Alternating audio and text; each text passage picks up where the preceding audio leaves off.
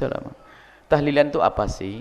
Tahlilan itu menghadiahkan pahala kepada orang yang meninggal dunia. Sebetulnya orang itu tidak boleh berhujjah dengan hawa nafsu. Baik, orang yang mengatakan tahlilan tidak dilakukan oleh Imam Syafi'i. Kalau memang saya ketemu dengan orang tersebut yang mengatakan tidak boleh tahlilan, siapa? Imam Syafi'i. Baik, kenapa kamu hanya menyebut Imam Syafi'i saja? Yang lain bagaimana? Misalnya, anggap saja Imam Syafi'i tidak memperkenankan menghadiahkan pahala, tapi imam yang lain bagaimana? Kan imam kita banyak. Kenapa harus kamu katakan bid'ah yang tidak dilakukan Imam Syafi'i? Memang dinukil bahwasanya menghadiahkan pahala menurut ulama 4 madhab, 3 madhab nyampe. Kecuali yang dinukil dari Imam Syafi'i. Jadi Imam Syafi'i mengatakan ihda'u thawab, menghadiahkan pahala tidak nyampe. Ihda'u thawab itu istilah fikih yang ada. Ihda'u thawab adalah tahlil. Tahlil itu istilah yang sudah dilokalkan, istilah tahlilan karena banyak la ilallah, la ilallah. Artinya tahlilan itu adalah menghadiahkan pahala kepada orang yang telah meninggal dunia dari apa yang kita baca. Dan menghadiahkan pahala ini ulama berbeda pendapat.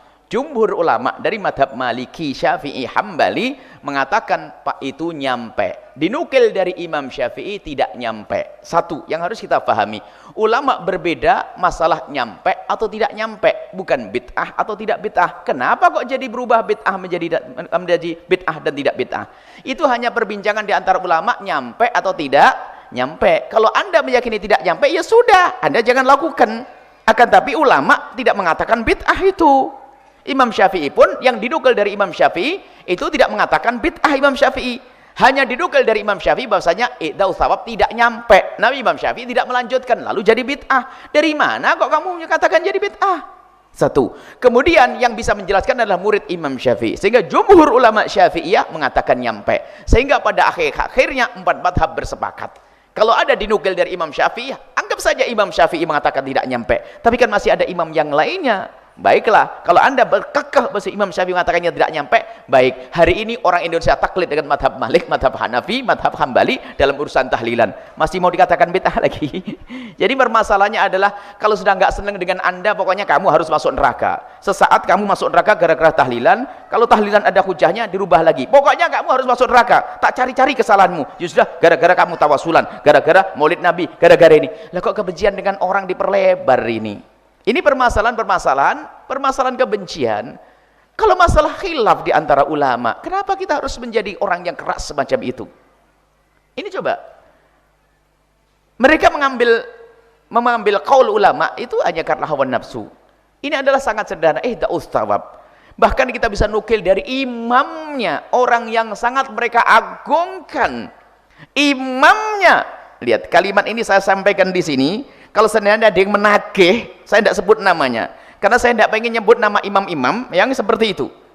Imamnya orang yang mengingkari tahlilan dan ihda'us thawab dengan terang-terang mengatakan nyampe dan boleh, tidak bid'ah. Ini saya ucapkan di hari ini di majelis ini, di media ini. Kalau seandainya menuntut dari orang yang anti tahlil, mana imamnya, saya sebutkan. Kalau sudah ada yang tanya benar, saya sebutkan di media juga.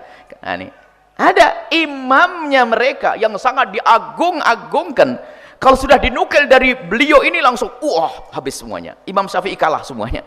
Itu pun ternyata dalam satu kitab, bukan salah satu kitabnya, ada beberapa kitabnya. Di antara yang jelas salah satu kitabnya sangat jelas mengatakan nyampe. Menghadiahkan pahala nyampe.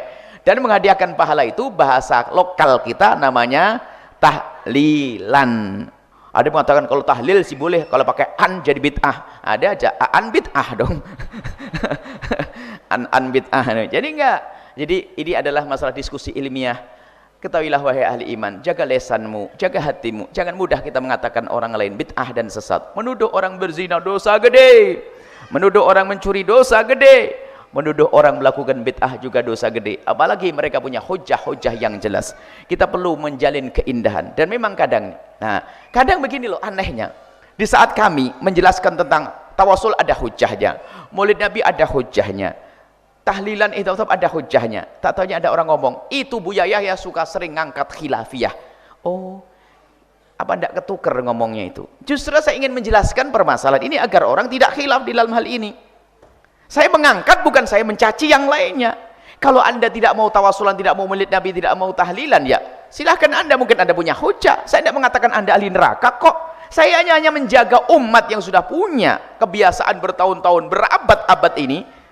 Jangan sampai diadu domba dengan kalimat-kalimat bid'ah, sesat, masuk neraka. Coba, apakah saya mengangkat masalah ini lalu mempermasalahkan? Bukan, justru saya ingin menjelaskan. Cuman fitnah selamanya akan ahli fitnah, kerjaannya tetap menfitnah dimanapun berada. Katanya ini selalu ngangkat khilafiyah. Loh, saya angkat khilafiyah sebagai sesuatu yang khilafiyah. Yang jadi masalah adalah orang yang nggak paham khilafiyah. Khilafiyah dianggap sebagai masalah qat'iyah. Khilafiyah dianggap sesuatu yang tidak boleh khilaf, kan jadi masalah. Sehingga kalau tidak ikut dia jadi syirik, bid'ah dan seterusnya.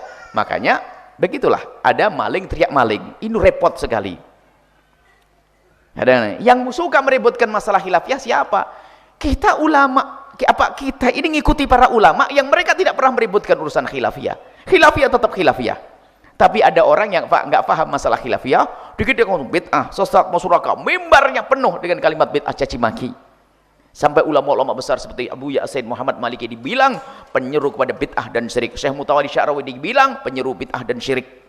Orang-orang besar, Habib Umar bin Hafid dibilang penyeru bid'ah dan syirik. Bagaimana ulama besar? Ini lagi kalimat. Kalau Anda pengen data siapa yang mengucapkan, yang mengatakan Dr. Buti dikatakan penyeru pada kafiran dan kesyirikan serta bid'ah. Nah ini muncul dari orang-orang itu dan saya kumpulkan datanya. Kalau nanti dibutuhkan, saya keluarkan ini. Ini loh ungkapan ulama-ulamamu yang mencaci maki ulama-ulama lain hanya karena masalah urusan khilafiyah. Berarti kamu yang tidak paham masalah khilafiyah. Saya ada datanya. Baca Rotibul Haddad saja langsung dibilang ahli sesat, bahkan ini penyeru syirik Imam Haddad. Imam Haddad sudah wafat bertahun-tahun, innalillah. Dan bukunya indah kalau Anda baca kitabnya Imam Haddad rahimahullah ta'ala. Indah kitabnya, penuh dengan syariah, nggak ada penyelewengan. Bahkan Imam Haddad mewanti-wanti agar tidak membaca kitab-kitab yang tasawuf, akan tapi yang berat-berat, takut kita salah faham. Imam Haddad rahimahullah. Cuman fatwanya jelas, fatwa fulan bin fulan, bahwasanya Rotibul Haddad adalah banyak bid'ahnya di dalamnya, tidak perlu dibaca, itu kebiasaan sufi dan sebagainya. Saya kumpulkan ini semuanya. Kadang-kadang ngenes kayak ngeliat itu. Saya kumpulkan bukan untuk menyimpan dendam, akan tapi ini akan kami hadirkan suatu ketika jika dibutuhkan. Karena apa? Banyak orang tertipu, mengagungkan dia, tidak tahu ulama kita dihinakan, ulama kita dicaci maki, ulama kita diolok. Innalillah. Ini adalah permasalahan umat. Kita perlu satu. Umat ini perlu disatukan. Lah kalau ada menyeru kepada persatuan umat Islam, itu yang perlu dipangkas adalah tidak cukup kita menyeru bersatu, akan tapi yang perlu kita perhatikan adalah benalu. Siapa yang gampang menganggap umat Islam tidak Islam lagi? Itu loh. Kalau kita umat Islam ahli sunnah wal jamaah syariah, satu selesai. Tapi yang jadi masalah di tengah-tengah, ente kafir, ente bid'ah, ente syirik. Lah ini kan memecah belah umat. Bukan kita ahli sunnati wal jamaati asy'ariyati. Kita bahkan Imam Abu Hasan Asy'ari mengatakan tidak mudah kita mengatakan orang lain syirik. Tidak mudah kita mengatakan orang lain bid'ah. Tidaklah mudah kita mengatakan orang lain keluar dari iman. Enggak mudah. Lihat, ini kan akidah kita. Jadi tidak gampang mengatakan orang lain keluar dari iman. Itu akidah ahli sunnati wal jamaati asy'ariyati yang sangat indah dari masa ke masa yang berjaya hingga hari kiamat. Dan nanti inilah syariat yang itulah syariat Nabi sallallahu alaihi wasallam.